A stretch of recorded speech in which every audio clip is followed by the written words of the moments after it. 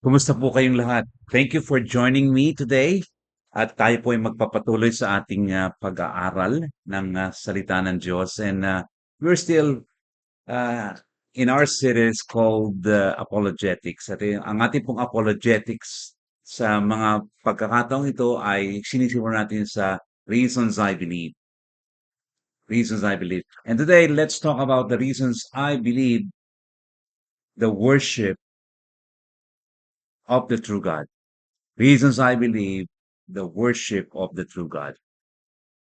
Hinati ko po sa dalawa ang paksa na ito sapagkat I found it really long.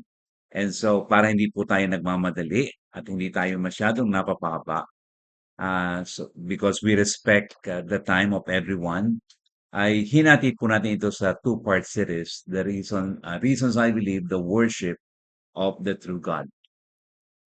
Why do you worship God? Think about it. Think about it, mga kapatid. Bakit tayo sumasamba sa Diyos? Now, I hear some comment, and some of the comments I hear is this: I feel good when I worship God.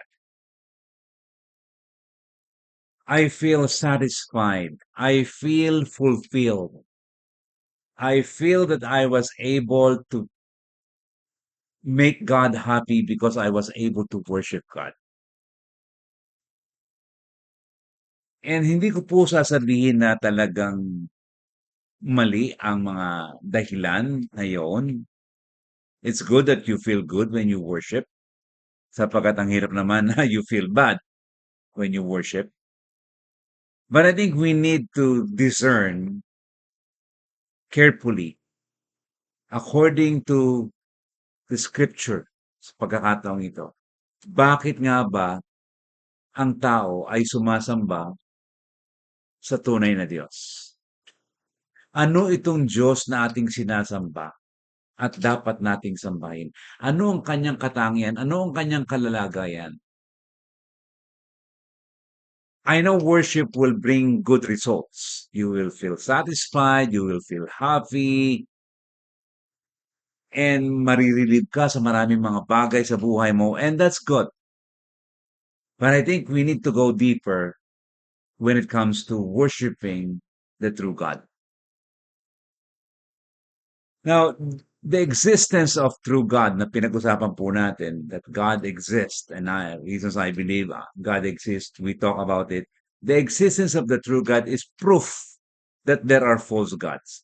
Pag-usapan po muna natin yung ideya na mayroong mga hindi tunay na Diyos na nasa kaisipan ng ilang mga tao. Ang una po na hindi tamang paniniwala patungkol po sa God ay yung paniniwala o yung kumalat na turo na tinatawag na dualism. Ang dualism po ay the belief that there are two primary, eternal, and equal being. At yung pong two primary, eternal, and equal beings na yon ay walang iba kundi ang God and the world. Now, obviously, makikita po ninyo kung ito ay two eternal beings, wala po dito yung concept of worship kasi pantay lang sila. Walang sasamba at walang sasambahin. And in this idea or in this belief ng dualism po, God is the eternal unchanging being. Well, God is a little bit different because God is unchanging para sa kanila. And the world is the eternal changing being, nagbabago, capable of becoming, maybe even capable of improving or changing. At ang isa nga po na uh, branch or one of the branches of what we call dualism ay yung pong Gnosticism. Siguro narinig niyo po ito. Na ang Gnosticism po naman nagsasabi na it is a belief that the human spirit, which is a portion of the divine ayon sa kanila, has been entrapped into human body. Ang paniniwala po ng Gnostics ay yung ating espiritu ay nakulong ng katawan, and Gnostics of course believe that the spirit is good, the human spirit is good, but the body is evil. And para po sa kanila, ibinilanggo ng katawan na masama ang espiritu na mabuti. And so the goal, according to the Gnostics, the goal is for the human spirit, yung espiritu ng tao, na makalaya mula sa material prison, which is the human body. Kaya sinasabi ng iba at narinig niyo siguro ito sa mga kaibigan niyo, kakilala niyo, marahil narinig niyo na kung makakaalis lamang ako sa lupang ito, sa katawan lupang ito, o kung talagang mawawala lamang ito, mapipigilan lamang ang katawan lupang ito, makakalaya ako sa kasalanan. As if napakasama ng katawan, mabuti lamang ang espiritu. If you think that way, masama ang katawan, mabuti ang espiritu, that is not biblical, that is Gnosticism, that is not the biblical understanding of human being. Hindi po, and that is not the biblical teaching of human being. At hindi po tama na sabihin nating gusto ng katawan o gusto ng espiritu na makalaya sa katawan para hindi na siya magkasala o hindi na siya makagawa ng pagkakamali sapagkat itong katawan na ito ay masama. That is not a biblical teaching. Gnosticism ay hindi po sinasangayunan ng Biblia. Meron pong isa na nag-propagate na para sa iba po siya ay Gnostic, walang iba kundi si Marcion. Nabuhay po siya nung approximately 850 hanggang 159. At ang sabi nga po ay, he seemed to teach the idea of two gods. The inferior God, the creator in the Old Testament, who was imperfect and oppressive, pero not evil, and the true and supreme New Testament God, none other than Jesus Christ. So ito po ang paniniwala ni Marcion. Nasa palagay po ng iba ay isa pong Gnostics. May dalawang Diyos, yung isa ay inferior, yung Old Testament God, yung Creator God, at yung isang supreme, mas mabuti na Diyos ng New Testament God, none other than Jesus Christ. So ito po yung mga tinatawag nating ideya na nag-uugat po sa tinatawag nating dualism. Or kagaya nga po natin napag-usapan ngayon yung Gnostics or Gnosticism. Now, isa pa po na nag-propagate po ng tinatawag nating dualism ay hindi lamang po si Marcion kundi si Money. Okay? Ang grupo po niya tinawag na Manichaeism. Kaya hindi po ito money, na money lamang, kundi ito'y ang kanyang katuruan ay Manichaeism. Ano po naman ang itinuro ng lalaking ito na under siya, it falls under dualism. Ang kanya namang sinasabi ito, I believe that there are two co-eternal, independent principles. Light and darkness, good and evil, God and matter. Ito daw pong mga ito, kapwa ay co-eternal and independent principles. Now, obviously, again, makikita po nyo na hindi nyo makikita dito yung worship. Kasi co-eternal, independent ang God and matter. Co-eternal and independent ang light and darkness, ang good and evil. And for your information po, mga kapatid, siguro narinig nyo na ang kanyang pangalan, isa po siyang church father, si Augustine, around 400 years. He was believed to be a convert from Manichaeism. Isa po siya sa tagasunod ni Mani. Some believe that his doctrine of the original sin, the evil in man at the time of conception, na ang tao'y masama sa panahon na siya ay pinaglilihi pa lamang, has been carried over from Manichaeism dualism. At yun po ang iniisip at inaakala ng iba. So isa pong maling paniniwala about God, false God, ay yung dualism kasi hindi po niyo makikita yung isang mas mataas na being, kundi ito po'y laging co-equal, co-eternal, and independent na magkasing halaga lamang sila. Meron pa rin pong isang paniniwala bukod sa dualism, kanina po ay dalawa, ngayon naman po ang isa'y ang tawag naman dito ay monism, monism.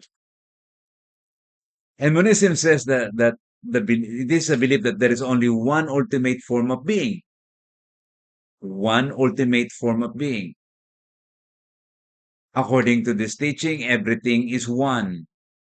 Lahat ay iisa. The idea is all things are part of this one being. Now, there are two kinds of monism. Yung tinatawag po nating materialistic monism at yung tinatawag nating pantheistic monism. Let me explain po kung anong ibig sabihin nito. Naiisa lamang. Everything is one. Yung pong materialistic monism may nagsasabi that matter is the only reality that exists. Wala nang iba. Matter. Anumang bagay, anumang realidad, it is about matter. At ang mga Greek philosophers po, bago si Socrates ay nagsasabi na all is water, all is fire, all is earth. Kasi matter is the only reality that exists. Kasi nga po, materialistic monism, iisa lamang ang realidad. Kaya lahat ay tubig, lahat ay apoy. Ang ibang philosopher, ang sabi, all is earth. Yan po yung natawag nating materialistic monism. Meron po namang tinatawag na pantheistic monism. God is the only reality that exists. Ang Diyos lamang, walang matter. Walang realidad ang mga bagay. Diyos lamang ang totoo, ang nag-iisang totoo. Kanina, bagay lang, walang Diyos. Ngayon naman, Diyos lamang, walang bagay. Okay? The only reality that exists, pantheistic monism. According to this teaching, the world as reality does not exist. Yung mundo, akala mo nag-exist, yung earth, akala mo nag-exist, pero ang totoo, hindi totoo yun. Kaya nga po, para sa pantheistic monism, that God is the only reality that exists, the world is merely an illusion. Akala mo narito, akala mo may mundo, pero illusion lang yon. It is not true. Everything is part of the deity. And this is a widespread view in India among Hinduism. Na everything is part of the deity. Now, pantheism, according to this belief, the world is God. Everything is divine. Or the divine is in everything. Again, makikita po ninyo, kapag ito ang paniniwala sa Diyos, there is no worship. Bakit? Everything is divine. Walang naiiba. The world is God, everything is divine, or the divine is in everything. Bakit magkakaroon ng worship? There is no worship. Sa dualism, wala ring worship. Wala pong absolute sa dualism. Kasi merong dalawa na magkapantay, ang sanlibutan at ang Diyos. The world and God. Kaya dito po mga walang absolute truth sa mga paniniwala ito at walang worship, walang tunay na pagsamba. Sapagkat walang mas mataas, walang una sa lahat, at walang mas mababa sa isa. Wala po yun. Now, pantheism, let me give you this. And let me caution this. Let me caution you. New Age movement, hindi ko po alam kung narinig nyo na. New Age movement or New Agers speak of pantheistic God, emphasizing the whole universe, ang buong mundo, and human beings are gods. Because everything is divine, ayon po sa paniniwalang ito ng mga tao, at ito po ay mayroon na. Hindi lang ho natin napapansin, pero ito po'y kumakalat na idea that everything is divine The divine is in everything. And sa totoo lamang po, mga kapatid, mga kaibigan, you can now see this concept, this idea of pantheism, that everything is divine, everything is God, or the divine is in everything. Makikita na po ninyo ito sa television. Now, I witness it. Hindi ko po sinasadya. Hindi po ako ang nanonood, but bigla kong narinig. And I was so I felt so bad na totoo nga pala na nasa kapaligiran natin na minsan marinig mo na sa television ito.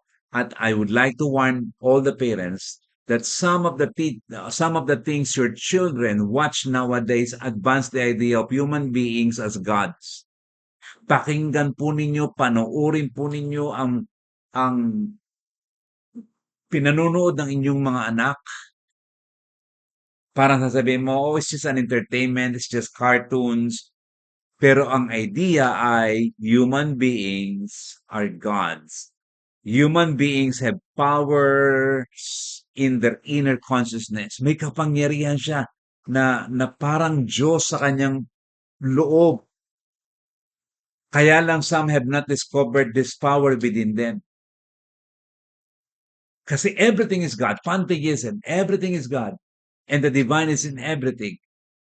Kaya parang itinuturo sa mga bata na meron kang kapangyarihan na hindi mo lang nadidiscover. At ayon sa mga pagtuturo po ng ganito, sa mga New Agers or New Age movement in general, according to them, Jesus discovered that he has a divine consciousness na sa pamamagitan ng kanyang pagtingin sa kanyang sarili at patuloy na pagbubulay-bulay, nakita niya na meron siyang divine consciousness at nagkaroon siya ng kamalayan na siya'y isa ring divine, and so Jesus is divine.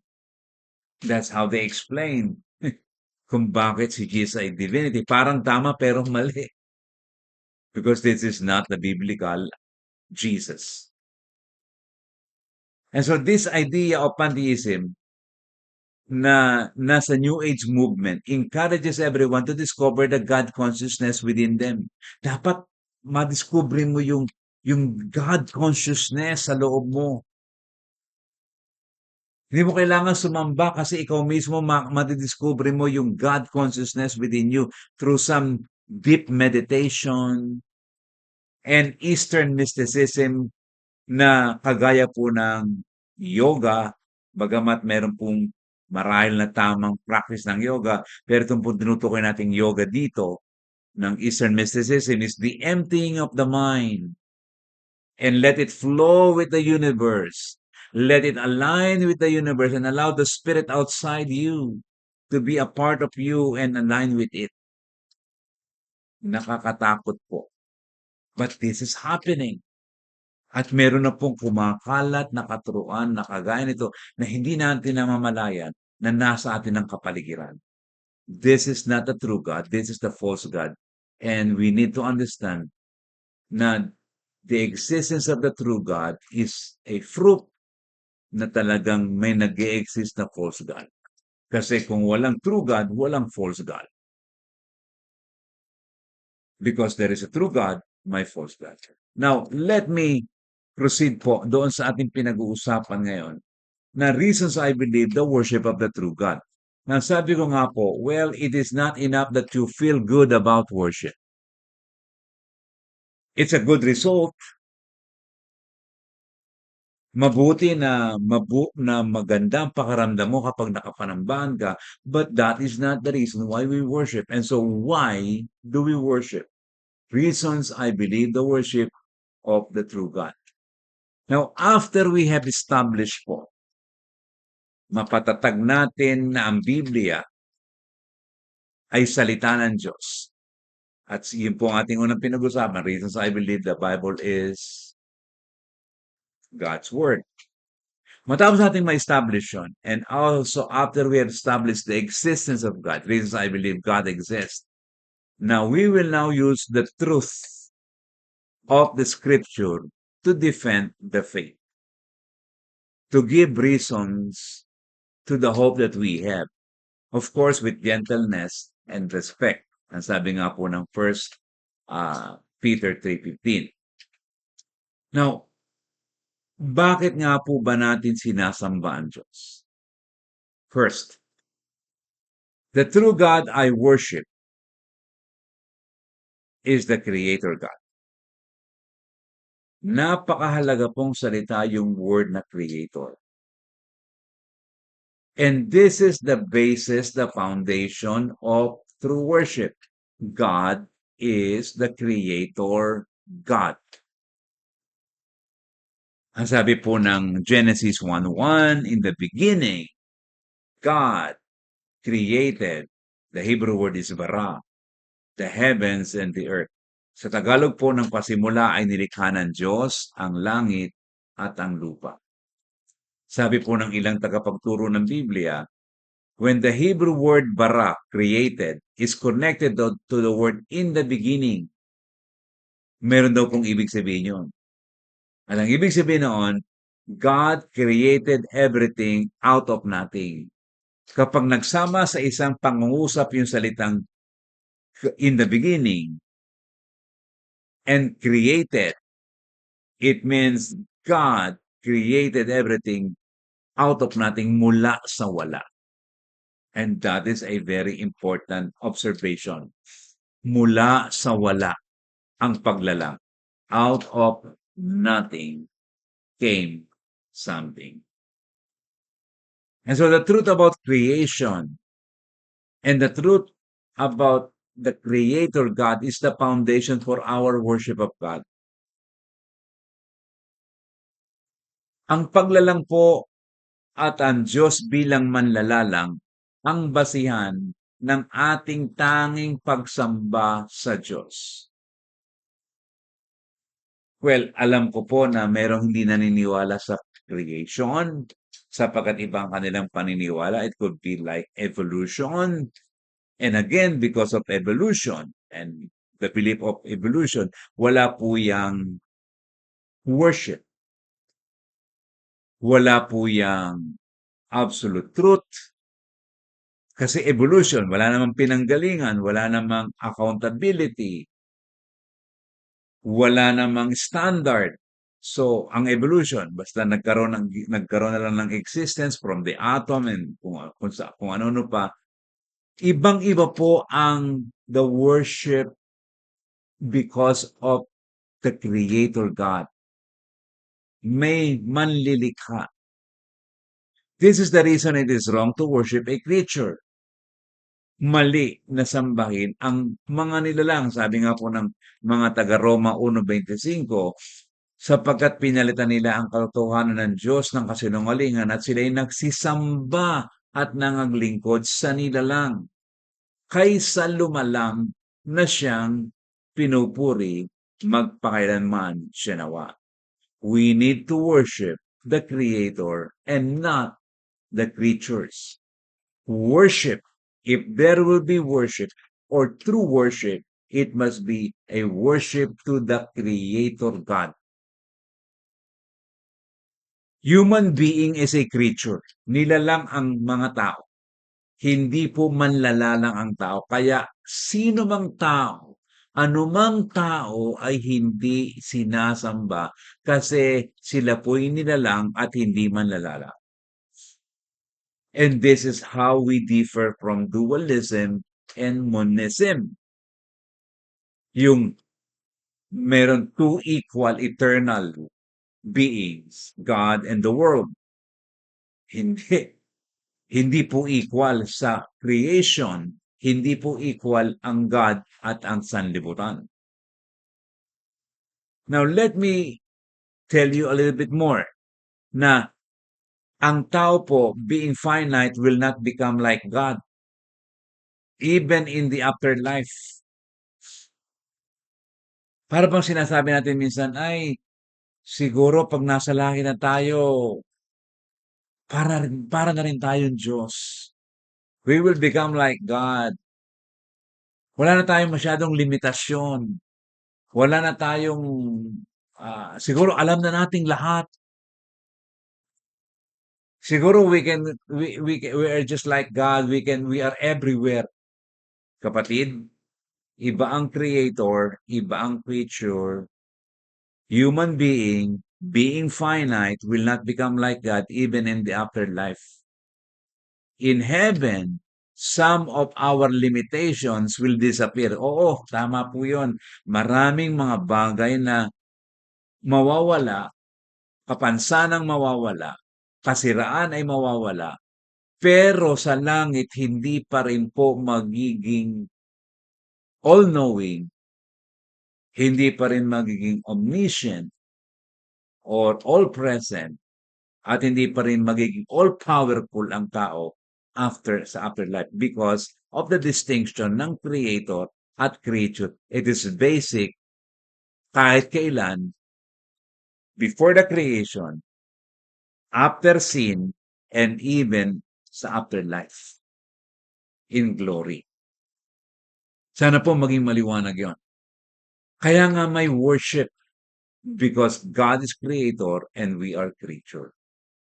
Human beings will remain creatures, not all-knowing, like God, although we will know more, I believe. And human beings will not all present like God, although our presence in heaven is different compared to our life here on earth. And we will not all be powerful. Even in heaven, hindi po tayo magiging all-powerful. For this attribute of being all-powerful belongs only to the Creator God. Sana maging maliwanag po yun. Kaya binibigyan natin ng emphasis yung creator, creature, distinction, kaya may worship. Ito yung wala sa dualism, ito yung wala sa monism. Sa materialistic monism at sa pantheistic monism, walang worship. Walang absolute truth. Dito po lamang sa kapahayagan ng Biblia, the God of the Bible, the true God of the Bible, ang mayroon nito na worship. Ito po ang sinabi sa atin sa Apokalipsis 4:11. Marapat ka, O Panginoon namin at Diyos namin, na tumanggap ng kaluwalhatian at ng kapurihan at ng kapangyarihan, sapagkat nilikha mo ang lahat ng mga bagay at dahil sa iyong kalooban ay nangagsilitaw at nangalikha. You can see here yung pong connection ng worship and creation. Sapagkat nilikha mo lahat ng mga bagay, marapat ka, O Panginoon namin at Diyos namin, na tumanggap ng kaluwalhatian at ng kapurihan at ng kapangyarihan. You cannot separate creation, the Creator, and worship. And again, we never worship the creatures. Creatures worship the Creator. Kaya mahalaga po yung distinction ng creator-creature. Creation makes God alone worthy of worship. God is alone in the role of creator. Wala nang iba, kaya karapat-dapat po siyang sambahin. Now, hindi po lamang tayo sumasamba sa Diyos. The true God I worship is the Creator God. Kundi, I also would like to submit the fact that the true God I worship is uncreated spirit. Uncreated spirit or uncreated God. Sabi po ng Juan 4:24 ay ganito. Ang Diyos ay espiritu at ang mga sa kanya'y nagsisisamba ay kinakailangang magsisamba sa espiritu at sa katotohanan. Now, we always read and we always hear this malimit po sa mga churches na dinadalawan ninyo. Narinig natin ito sa mga panawagan sa pagsamba, which is very appropriate, although hindi kinakailangan laging itong basahin. Bakit po appropriate na basahin ito paminsan-minsan sa pagsamba at hindi naman kinakailangan ito lamang ang basahin sapagkat ang dami pa nating puwedeng basahin patungkol sa pagsamba at o panawagan sa pagsamba. Pero bakit po appropriate ito sa panawagan sa pagsamba? Why? Kasi po tinatawagan ng ating pansin yung distinction ng creature bilang nilalang at yung pong espiritu na hindi nilalang. Ang tao po may espiritu rin. Merong human spirit. Meron tayong inward self. Meron po tayong pagkataong loob. Yun po yung human spirit. Pero ang ating pong inward spirit, ang ating espiritu po ay created.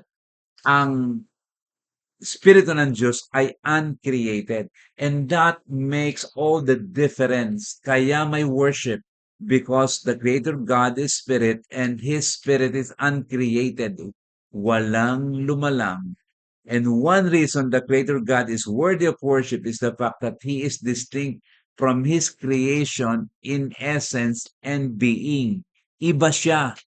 Naiba ang kanyang nature, naiba ang kanyang being, and being uncreated spirit speaks of the fact that He is worthy of worship.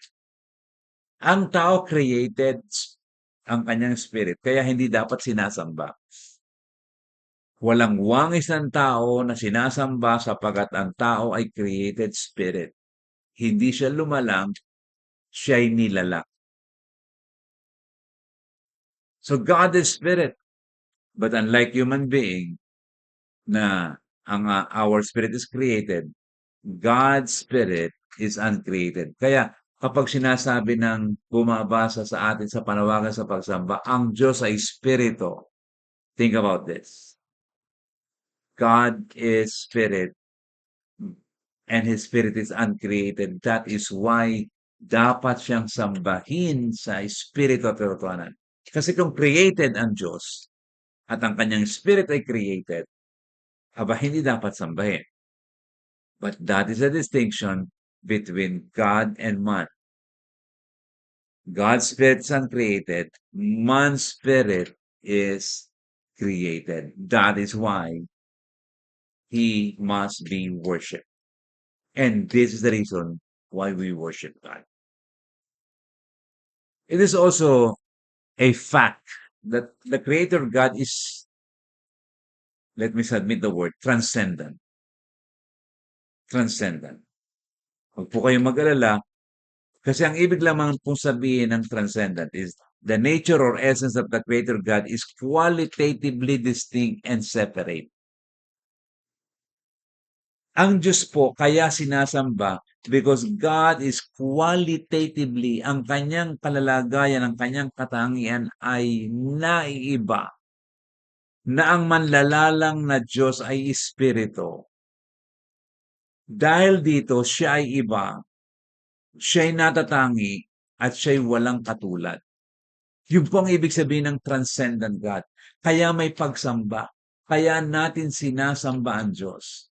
Kasi qualitatively distinct, qualitatively separate. Manlalalang ang Diyos at siya'y iba, natatangi at walang katulad. Now, I know, you know the song, Walang Katulad. Wala kang katulad, di ba? Wala kang katulad. Now, many times when we sing yung awit na wala kang katulad, kinukumpara natin siya sa ugali ng ibang tao. Ang Diyos, kinukumpara natin sa ugali ng tao. But you know what? Kapag po sinabi nating transcendent, qualitatively distinct and separate, hindi po ugali lamang ang ating pinag-uusapan dito patungkol sa Diyos. We are speaking more of His nature, more of His essence na wala kang katulad. Yun po yung transcendence. Yun po yung ibig sabihin na siya'y natatangi, siya'y walang katulad. Ang tao maraming katulad. Created spirit. iisa lamang po ang walang katulad. That is God, because God is uncreated creator, uncreated spirit. Wala siyang katulad. Wala nang hihigit sa kanya. Sabi nga po ng kanta. Because of his nature. Not only because of what he does, wala siyang katulad sa kanyang ginagawa, kundi wala rin siyang katulad sa kanyang pagiging siya.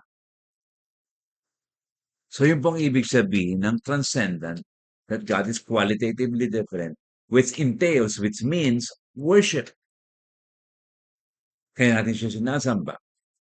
The Creator God is Spirit means we believe and affirm that God's beyondness and God's otherness, iba, naiiba, walang katulad. Now, kapag po narinig natin yung beyond, God is beyond, God is transcendent, God is beyond. Let us not think of space, spatio. Let us not think of lugar when we speak of God's beyondness or otherness. Parang ang Diyos beyond, parang malayo siya. No, let us not think of space when we think that God is beyond or transcendent or qualitatively distinct or qualitatively separate. Kasi ang ibig lamang pong sabihin mga kapatid transcendent ay yung kanyang kalalagayan. Hindi po yung distance between man and God. Although we both live in two different dimensions, but hindi natin pwedeng sabihin na ang Diyos ay malayo, beyond. Ang ibig po lamang sabihin ng beyond or transcendence sa Diyos, siya po ay qualitatively different. Yung pong nature niya, yung essence niya ay iba kaysa nilalang o sa tao na kanyang nilalang. Kaya ang mga nilalang, kagaya ng tao, are not transcendent. We are not distinct. We are not beyond. Hindi tayo naiiba. Hindi po. We are the apex of creation. Tayo ang pinakamataas. Tayo ang binigyan ng Diyos ng kapahamalang mamahala sa lahat ng nilikha. Praise God. Apex of creation ang tao. And so, in that way, we are kana naiiba. Pero tandaan po ninyo mga kapatid, no creatures like angels who are created beings also should ever be worshipped. Kasi sasabihin natin, well, nasa supernatural world ang mga angels. Baka dapat silang sambahin. No, because even angels are created beings and they are not supposed to be worshipped. Only the Creator God, the uncreated Spirit God, ang dapat nating sambahin. Now, it is also important, mga kapatid, na maunawaan natin na ang Diyos ay naiiba sa nilalang na kagaya natin. Kaya ganito po makikita natin sa Apocalypse 22, 8 at 9. Ang sabi ganito, at akong si Juan, ako ang nakarinig at nakakita ng mga bagay na ito at ng aking marinig at makita ay nagpatirapa ako upang sumamba sa harapan ng anghel na nagpakita sa akin ng mga bagay na ito at sinasabi niya sa akin, ingatan mong huwag gawin yan, ako'y kapwa mo alipin at ng iyong mga kapatid na mga propeta at ng mga tumutupad ng mga salita ng aklat na ito, sumamba ka sa Diyos. So makikita po ninyo mga kapatid dito na even the angels should not be worshipped. Kasi nilalang ang mga angels. Ang sabi nga po dito kay Juan, sabi nga po dito ay si Juan nagpatira pa upang sumamba sa harapan ng anghel. Ang sabi ng anghel, wait, huwag mo akong sambahin. Ako'y nilalang. Ako'y kapwa mo alipin. At ng iyong mga kapatid na mga propeta, ang sabi ng kausap ni Juan dito, sumamba ka sa Diyos. Sumamba ka sa Diyos. God is uncreated spirit. God is invisible. That is what it means by the spirit. the invisibility. God is invisible. Unang Timoteo 6:16 na siya lamang ang walang kamatayan na nananahan sa liwanag na di malapitan, na di nakita ng sinumang tao o makikita man. Sumakanya nawa ang kapurihan at paghaharing walang hanggan, siya nawa. Here we can see that God is uncreated spirit, invisible. That is what spirit is. Ano po? Invisible, na di nakikita ng sinumang tao o makikita man. Now, that is another theological truth. Hindi siya makikita. Pag nakikita po natin siya, nagpakita siya sa mga tao, nagpakita siya kay Moses, theophany po yun in the form of man. Only in the form of man. And you know what? Because God is spirit invisible, even in heaven, hindi po natin makikita ang God, but only yung pong Jesus Christ na nagkatawang tao. Yun ang ating makikita visibly. But the Father is spirit, invisible. At ang sabi nga po ng unang Timoteo 6:6 na di nakita ng sinumang tao. Nakita in theophanies, in the form of man, naglumagay ang Diyos pansamantala doon sa kalalagayang tao. Pero hindi talaga yon kasi kumuha lang siya ng katawan at hindi siya makikita man. Hindi siya makikita man. Sabi nga po ni Jack Catrell, the fact that God is uncreated make him qualitatively different from all created reality, both spiritual and material. This is what we mean when we speak of the transcendence of God. Sabi rin niya, it does not mean that God is separated from us by the infinite riches of space. It means that his essence is altogether different from the essence of creatures. All things, dugtong pa niya, including angelic and human spirits, have been created out of nothing. Only God is uncreated and infinite. All else is created and finite. Ito po ang basis ng true worship. The reasons I believe the true worship, the worship of the true God. Ito ang dahilan. Because He is the creator God, and the true God I worship is the uncreated spirit, qualitatively distinct, different. Iba ang creator sa creature, kaya sumasamba ang nilalang sa manlalalang, and that is the reason why I worship the true God. God is qualitatively different, transcendent, beyond, and that is who He is. Now, I don't mind when you say, feel na feel ko ang worship kasi napaiyak ako. You know, feel na feel ko ang worship kasi talagang para akong nasa langit.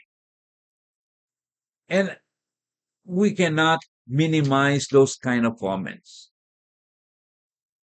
Okay po yun as a result. But there must be a solid biblical foundation of worship. Why you and I worship the true God? Kinakailangan lampas tayo doon sa ating naradama. Dapat cognitive, dapat meron tayong dahilan kung bakit sinasamba ang Diyos na ito, ayon sa sinasabi ng Biblia. And it's not only because of our feeling. Now, bago po ako magtapos sa araw na ito, sa ating part 1, let me give you an important takeaway. The measure of true worship of God is not primarily how well everything went during worship or how good we felt. That is not that measure of true measure, or the measure of true worship. Is not how well everything went, although maganda na maayos ang lahat, may kaayusan ang lahat. And the measure of true worship is also now, it's also not how good we felt. Let me tell you this.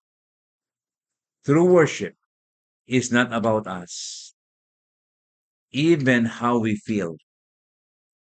Rather, it is giving God the honor and glory He deserves because of who He is, even when things don't go well. Ito ang dahilan kung bakit tayo sumasamba, because of who He is and what He even including what He has done.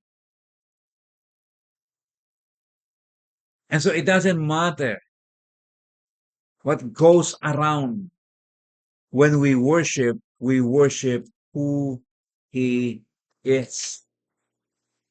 Kagaya nga po ng ating unang pinag-usapan at meron pa tayong itutuloy na pag-uusapan. He is the Creator God and He is the uncreated Spirit or God. Mga basihan at mga dahilan kung bakit natin sinasamba ang Diyos. Mga kapatid, pagpapatuloy po natin ang pag-uusap natin, reasons I believe the worship of the true God sa susunod. At samahan po ninyo ako muli upang magkaroon po ng solid foundation ang ating pagsamba. And we just not only learn what singing is and what crying is, although hindi masama ang lahat ng ito, but we need to go beyond. Sabi nga po ng isang awit, uh, the heart of worship is Jesus. Siya yun. Siya yun. He is the heart of worship. Maraming salamat po mga kapatid sa inyong patuloy na pakikipag-aralan ng salita ng Diyos. Salamat po sa inyong pakikipagkaisa sa pamamagitan po ng Bible Study Online Maniwala, Facebook, or YouTube channel. Binibigay po nating patuloy ang papuri na pinakamataas sa Diyos na manlilikha na lumalang sa ating lahat. That's why He deserves to be worshipped. Hanggang sa muli po, ang inyong lingkod, Jonathan Aureliasa.